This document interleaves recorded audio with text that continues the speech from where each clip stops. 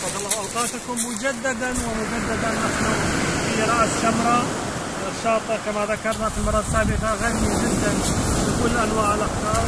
شايفين الأحجار عندي كلها تحضن السليماني، أنواع مختلفة، أنواع هجوم كبير أيضا ملاحظين. عقيق الشجري أيضا في كل مرة ممكن نشوف أحجار جديدة وجديدة زي ما احنا شايفين، كلها أحجار شفافة، كل أنواع السترين، أنواع الكوارتز، أنواع الجاسبر.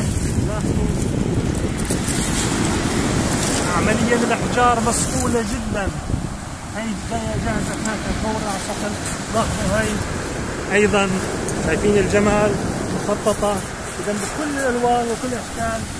أيضا سليماني كمان جميل، وشكرا لكم.